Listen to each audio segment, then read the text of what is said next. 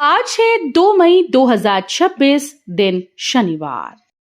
नमस्कार, दिल्ली न्यूज में आपका बहुत बहुत स्वागत है। चलिए देखते हैं आज की 25 फटाफट काम की और महत्वपूर्ण बड़ी खबरों को। पर इससे पहले वीडियो को लाइक करना बिल्कुल न भूलें। ईंधन महंगा होने के संकेत, पेट्रोल डीजल कीमतों में 5 रुपए तक बढ़ोतरी संभव जल्द। देश में पेट्रोल और डीजल की कीमतों को लेकर बढ़ोतरी के संकेत मिल रहे हैं। सूत्रों के अनुसार कच्चे तेल की कीमतों में उछाल के चलते सरकार ईंधन दरों में संशोधन पर विचार कर रही है। अगर फैसला लागू होता है तो पेट्रोल डीजल के दाम करीब 4 से 5 रुपए प्रति लीटर तक बढ़ सकते हैं। इससे परिवहन लागत बढ़ेगी, रोजमर्रा की वस्तुओं के दाम पर भी असर पड़ सकता है, जिससे आम लोगों पर महंगाई का दबाव बढ़ने की आशंका है। एलपीजी महंगी, सीएनजी और पीएनजी स्थिर, नई कीमतों से आम और व्यापारिक उपभोक्ता प्रभावित। देश भर में एलपीजी, सीएनजी, पीएनजी की नई कीमतें जारी हो गई हैं। कमर्शियल एलपीजी सिलेंडर के दाम में बढ़ोतरी से होटल और व्यापारिक गतिविधियों पर असर पड़ सकता है, जबकि घरेलू एलपीजी की कीमतों में कोई बदलाव नहीं किया गया। वहीं सीएनजी और पीएनजी की दरें फिलहाल स्थिर बनी हुई हैं, जिससे आम उपभोक्ताओं को राहत मिली है। सरकार ने सप्लाई सामान्य रहने का भरोसा दिया है और लोगों से घबराकर खरीदारी न करने की अपील की है। दिल्ली में 3 लाख अवैध ई-रिक्शे, पुलिस परिवहन की मिली भगत से रोज वसूली के आरोप। राजधानी दिल्ली में 3 लाख से अधिक अवैध ई-रिक्शों के संचालन का मामला सामने आया। आरोप है कि दिल्ली पुलिस और परिवहन विभाग की कथित शय पर यह नेटवर्क चल रहा है, जहां चालकों से रोजाना लगभग 100 रुपए की वसूली की जाती है। बिना वैध परमिट और रजिस्ट्रेशन के चल रहे इन ई-रिक्शों से यातायात व्यवस्था और सुरक्षा पर भी सवाल उठ रहे हैं। डीडीए की टीओडी नीति से बदलेगी दिल्ली, एक ही छत तले ऑफिस और मनोरंजन। राजधानी दिल्ली में दिल्ली विकास प्राधिकरण की नई ट्रांजिट ओरिएंटेड डेवलपमेंट नीति से शहरी जीवन शैली में बड़ा बदलाव देखने को मिलेगा। इस नीति के तहत मेट्रो स्टेशन के आसपास ऐसे कॉम्प्लेक्स विकसित किए जाएंगे जहां एक ही छत के नीचे ऑफिस, शॉपिंग, रेस्टोरेंट और मनोरंजन की सुविधाएं उपलब्ध होंगी। इससे ट्रैफिक कम होगा, आवागमन आसान और लोगों को आधुनिक सुविधाजनक शहरी जीवन का अनुभव मिलेगा।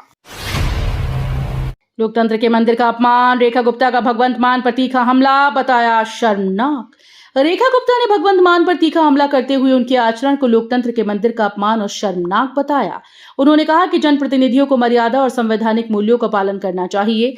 रेखा गुप्ता ने आरोप लगाया कि इस तरह के व्यवहार से लोकतांत्रिक संस्थाओं की गरिमा को ठेस पहुंचती है।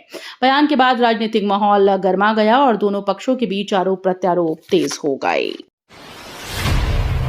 दिल्ली में रेखा गुप्ता की घोषणा, श्रमिकों के लिए कई नई कल्याणकारी योजनाएं लागू।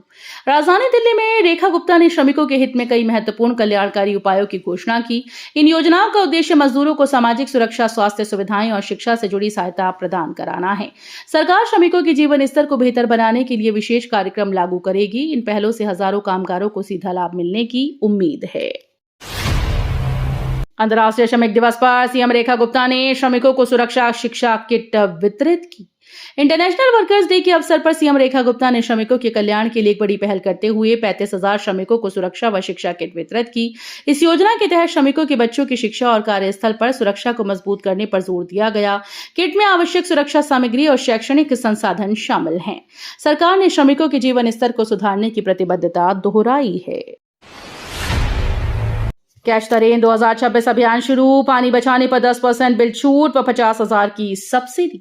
दिल्ली में मुख्यमंत्री रेखा गुप्ता ने कैच द रेन 2026 अभियान की शुरुआत करते हुए जल संरक्षण को बढ़ावा देने का संदेश दिया। इस योजना के तहत लोगों को वर्षा जल संचयन अपनाने के लिए प्रेरित किया जाएगा। सरकार ने घोषणा की है कि सिस्टम लगाने पर पानी के बिल में 10% छूट मिलेगी। साथ ही 50,000 रुपए तक की सब्सिडी और तकनीकी सहायता भी दी जाएगी। दिल्ली में आंधी तूफान और बारिश की चेतावनी, आईएमडी ने 2 दिन येलो अलर्ट जारी किया। दिल्ली में मौसम विभाग ने आंधी तूफान बारिश को लेकर येलो अलर्ट जारी किया। अगले 2 दिनों तक तेज हवाओं के साथ बारिश और गरज चमक की संभावना जताई गई।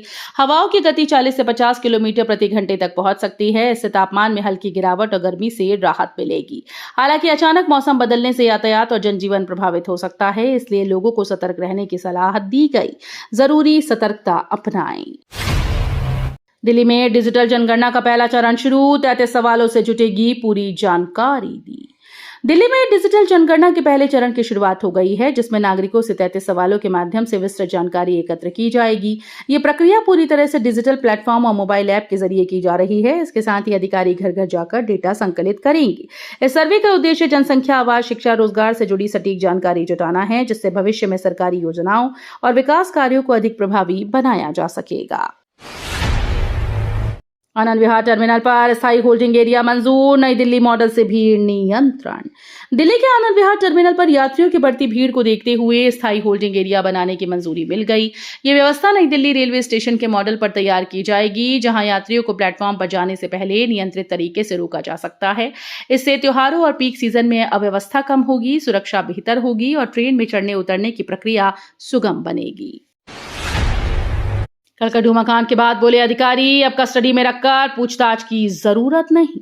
कड़कड़डूमा कोर्ट परिसर में वकील पर हमले के मामले में गिरफ्तार तीनों आरोपियों को जमानत मिल गई। अदालत ने कहा कि फिलहाल आरोपियों को कस्टडी में रखकर पूछताछ की जरूरत नहीं।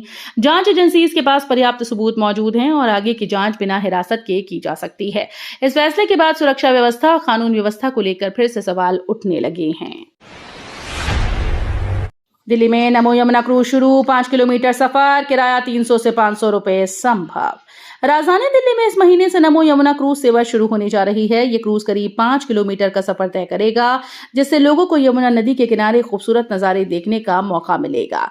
शुरुआती जानकारी के मुताबिक इसका किराया लगभग 300 से 500 रुपए के बीच हो सकता है। ये पहल पर्यटन को बढ़ावा देने के साथ साथ राजधानी में एक नया आकर्षण जोड़ने का प्रयास है।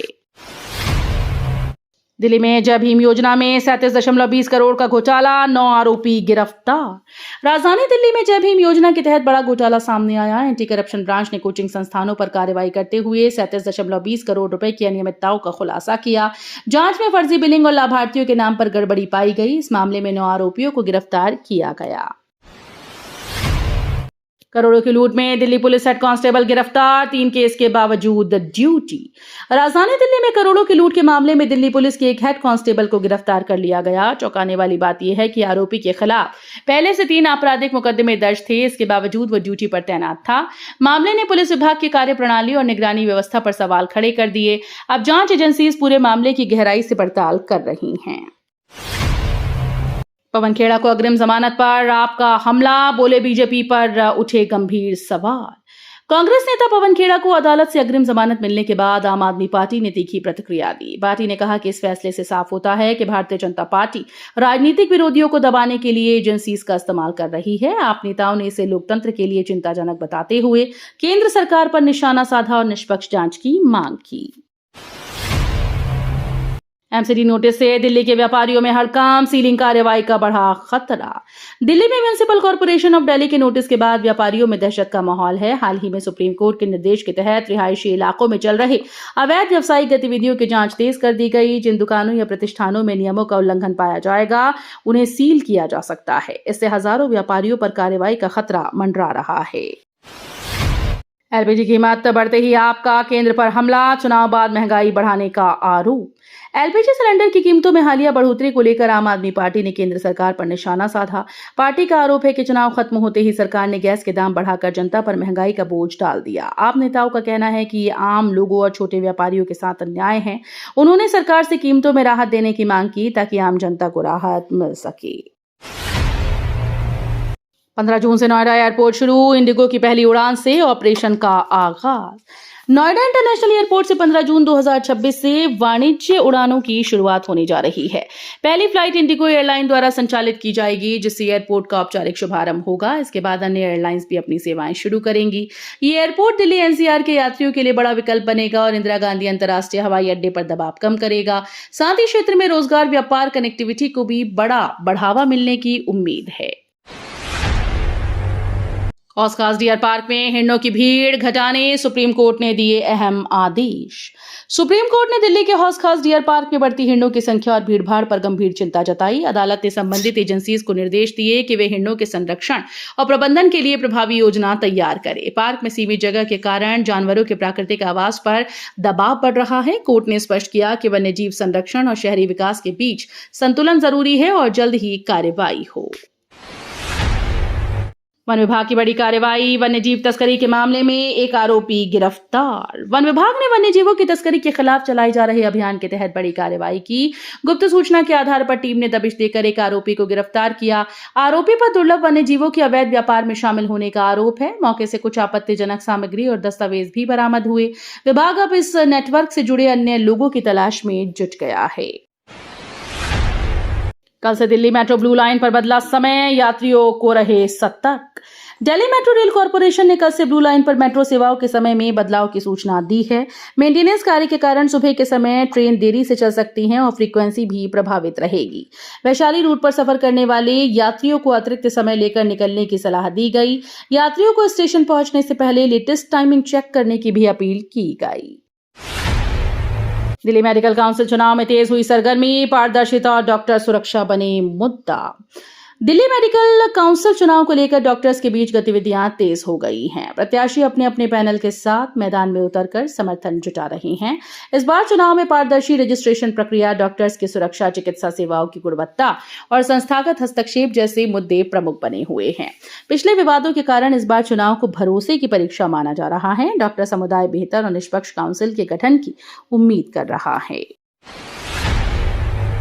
दिल्ली में नो पीयूसीसी नो फ्यूल सख्ती, 4 दिन में 15,000 वाहन बिना ईंधन लौटे। दिल्ली में नो पीयूसीसी नो फ्यूल नीति का सख्ती से पालन शुरू होते ही इसका बड़ा असर देखने को आया है। पिछले 4 दिनों में 15,000 से अधिक वाहनों को पेट्रोल पंपों से ईंधन नहीं दिया गया क्योंकि उनके पास वैध प्रदूषण प्रमाण पत्र नहीं था। सरकार का उद्देश्य वाहनों से होने वाले प्रदूषण को नियंत्रित करना है। नियमों के उल्लंघन पर भारी जुर्माने का प्रावधान है, जिससे वाहन मालिक अब तेजी से पीयूसी बनवाने के लिए जागरूक हो रहे हैं। दिल्ली में जनगणना 2027 का सेल्फ एन्यूमरेशन शुरू, एलजी और सीएम ने भरा डेटा। दिल्ली के म्युनिसिपल कॉर्पोरेशन ऑफ दिल्ली क्षेत्र में जनगणना 2027 के तहत सेल्फ एन्यूमरेशन प्रक्रिया शुरू हो गई है। इस पहल के तहत नागरिक स्वयं अपना डेटा ऑनलाइन भर पाएंगे। इस अभियान की शुरुआत एलजी और मुख्यमंत्री ने खुद अपना विवरण दर्ज कर की। सरकार का कहना है कि इससे प्रक्रिया पारदर्शी और आसान बनेगी। लोगों से अपील की गई है कि वे समय पर सही जानकारी देकर जनगणना को सफल बनाएं।